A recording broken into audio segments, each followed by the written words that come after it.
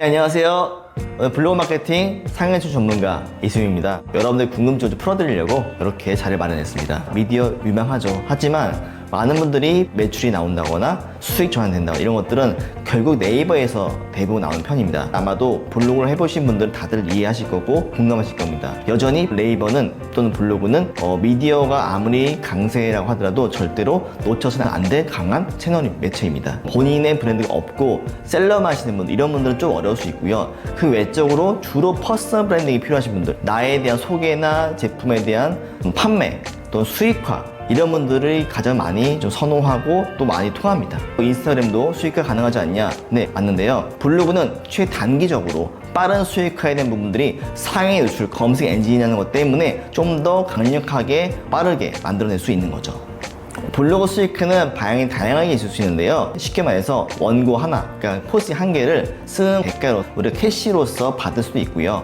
다음에 네이버에서 인플루언서들은 네이버의 얼굴이다 보니까 광고나 이런 마케팅 협찬이 많이 들어옵니다. 그런 지원을 통해서도 받을 수도 있고요.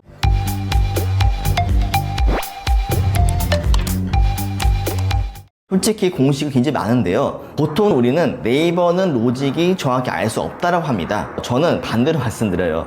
로직은 공식이 있다. 공식이 명확히 존재합니다. 이 중에서 주로 10몇 가지 정도 공식을 여러분들께 주로 풀어드리는 편입니다. 그것만 가지고도 충분히 상해 노출과 내 블로그를 통해서 결과를 만들어내는 방법들을 제가 전수하고 있고요. 그걸 통해서 많은 분들이 매출을 만들고 있고 수익을 만들고 있습니다. 대부분 블로그 하시는 분들이요, 가장 많이 좀 감을 못 잡는 게 대표 키워드라는 게 있습니다.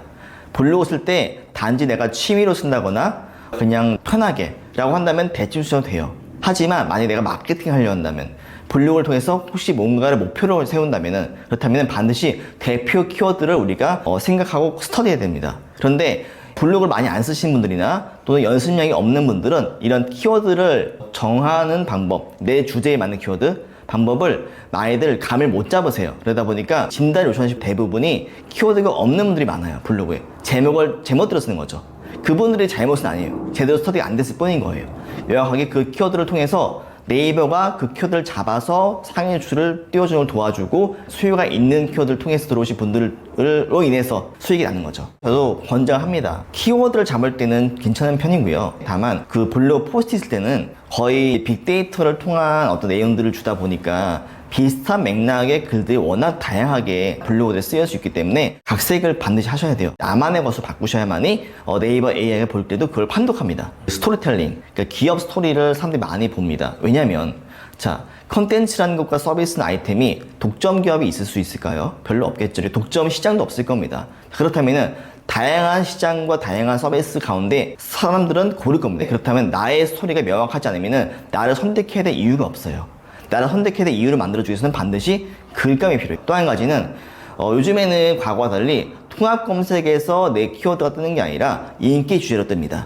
그 말은 네이버는 앞으로 정보의 명확성과 성실성과 그다음에 신뢰가 가는, 대중에게 반응이 가는 콘텐츠를 더 띄워주겠다는 의미입니다. 그래서 이런 것들을 가지고 봤을 때 우리가 블로그를 다른 채널에 비해서 강력해질 수 있는 부분으로서 볼 수 있을 것 같습니다. 주로 저를 찾는 분들은 현재 사업하시는 분들, 개인의 브랜딩이 필요하거나 회사를 키우고 싶으신 분들, 상업적인 글을 쓰지 않고 좀 더 컨텐츠라는 공감대 영상을 할 수 있는 글감. 일반적으로 우리는 기획력이 약하다 보니까 배운 적이 아마 없으실 거예요. 그걸 제가 코칭하는 겁니다. 그런 것이 좀 포인트라 볼 수 있을 것 같습니다.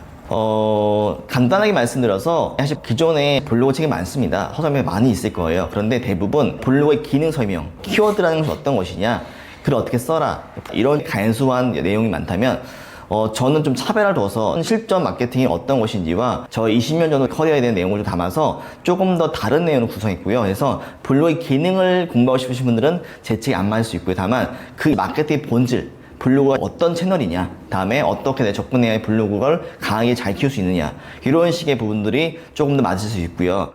제가 이런 질문을 많이 받아요. 강사면은 당연히 유튜브 해야 되는 거 아니냐. 사실 저는 이 말에 공감은 않지만 저도 저를 개발하고 성장되는 모습들을 보여드리고 싶어서 이렇게 유튜브를 한번 시작이 되었습니다. 구독자 10,000명?